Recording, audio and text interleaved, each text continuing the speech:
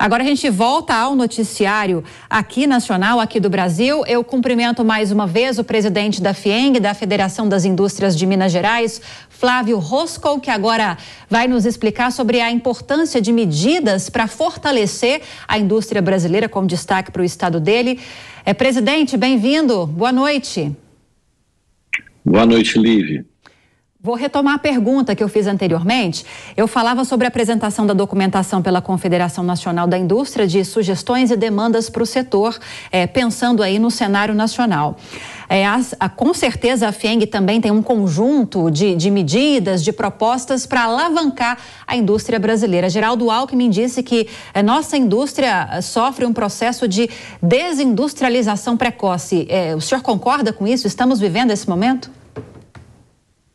A indústria brasileira, ela sofre com a falta de competitividade da economia brasileira, que é derivada do custo Brasil, né? O Brasil é um país que ainda é muito burocrático e tem inúmeras normas que impedem o desenvolvimento econômico, que impedem que haja um desempenho melhor da produtividade. Parte dessas normas foram tocadas nos últimos anos, mas ainda tem muita coisa para fazer. O resto do mundo já modernizou suas economias e permitiu com que a indústria em alguns países pudesse retomar o ritmo de crescimento. Aliás, essa tem sido, por exemplo, a estratégia dos Estados Unidos, que vem buscando retomar também a sua indústria. Então, a indústria brasileira vem perdendo participação no PIB ao longo dos últimos anos e vinha ensaiando uma recuperação nos anos 60, e a gente acha que uma política industrial pode ser, sim, determinante para que a indústria volte a crescer e a desenvolver no nosso país. Presidente, eu vou convidar o nosso comentarista Rodrigo Constantino para essa conversa também. Tem de tudo de economia e tem uma pergunta para o senhor.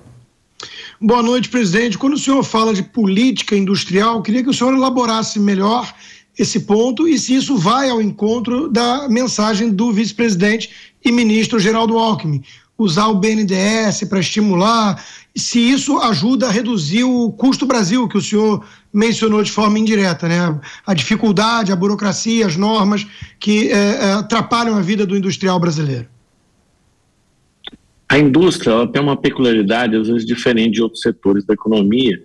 Eu diria que a agricultura também tem, mas não no comércio e serviço, que ela produz bens tradables, bens que são negociados internacionalmente, ou seja, você produz aqui e compete com o mundo inteiro. Então, boa parte daqueles produtos que têm valor agregado, eles sofrem concorrência do mundo inteiro. Um serviço não, um serviço geralmente você vai cortar um cabelo, todo mundo que corta cabelo no Brasil está exposto às mesmas regras. Agora, se você tem países que são mais competitivos, eles acabam impulsionando a sua indústria. Então, esse é o grande gargalo da indústria.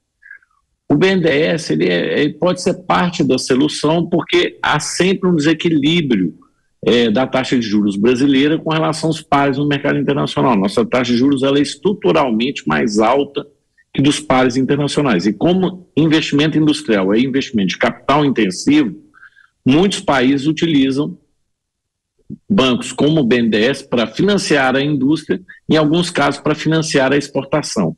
A exportação, ou a política de financiamento da exportação ela é mais comum nos países, um subsídio dos países para financiamento da exportação em contratos de longo prazo. Agora, o que realmente seria determinante para o desenvolvimento da indústria, é a redução do custo Brasil. Esse é o ponto efetivo, quer dizer, o Brasil impõe ainda uma série de amarras para quem produz no nosso país e esse ponto ele é fundamental, né, para esses setores que estão expostos à concorrência internacional. Nós temos que ter um equilíbrio entre nós e os nossos concorrentes para que a gente tenha competitividade nas exportações. Agora, presidente, nesse governo já está claro que a gente vai ter um pé bastante pesado no freio em relação à política de privatizações. Uma das primeiras medidas do presidente Lula foi justamente revogar alguns decretos, né? E principalmente um decreto que previa o programa de privatização de 8 estatais, entre elas Petrobras, Correios, EBC, entre outras. Como a FIENG, não sei se o senhor pode falar pela FIENG, mas pelo menos como o senhor encara essa política do novo governo? Não, a FIENG fez estudo com relação se houvesse um freio antes, e o impacto é uma redução do PIB potencial brasileiro, né? As privatizações, elas dinamizam e dão competitividade à nossa economia. Então, toda vez que a economia fica menos produtiva, menos competitiva, e como várias das nossas estatais, elas estão na raiz de alguns segmentos, por exemplo, a Petrobras, ela está na raiz de basicamente toda a competitividade brasileira, porque em todos os produtos você leva combustível.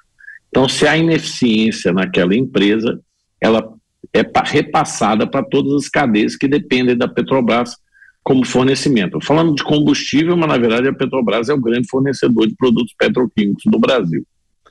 Então, as privatizações, já está mais do que comprovado, elas dão dinamismo e dão competitividade à indústria. Então, caso seja de fato paralisado o processo de privatizações, a gente tem uma redução do PIB potencial brasileiro para os próximos anos. Pois bem, gostaria de agradecer a participação de Flávio Rosco, o presidente da FIENG, Federação das Indústrias do Estado de Minas Gerais. Obrigada pela entrevista, presidente. Uma ótima noite. Muito obrigado, Lívia. Muito obrigado, Rodrigo. Boa noite a todos.